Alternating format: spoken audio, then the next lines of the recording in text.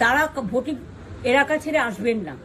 Strong রুমে যেখানে counting হচ্ছে মানে সেন্টারে, সেখান ছেড়ে কেউ আসবেন না। এটা বিজেপির প্ল্যান। প্রথম 2-3 রাউন্ডে আমি কালকে থেকেই বলছি যে ওদেরগুলো আগে দেখাবে, আমাদেরগুলো পরে দেখাবে। এবং অনেক জায়গায় 2-3 রাউন্ড কাউন্টিং করার পরে প্রায় 100টা জায়গায় কাউন্টিং বন্ধ করে রেখে দিয়েছে।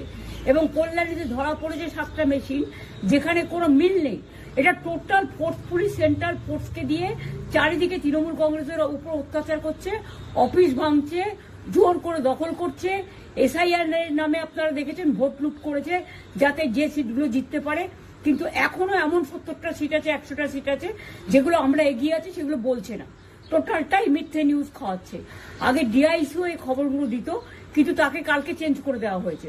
টোটালটাই ইলেকশন কমিশন নিজের ইচ্ছে মতো খেলছে, এবং সাথে কেন্দ্রীয় বাহিনীকে নিয়ে।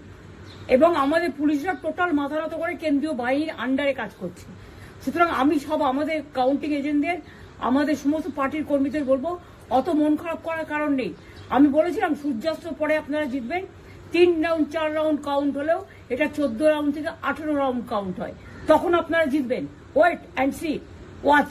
আমরা সবাই আপনাদের সাথে আছি, আপনারা কেউ ভয় পাবেন না, নিশ্চিন্তে থাকুন। আমরা বাঘের বাচ্চার মতো লড়াই করে যাবো।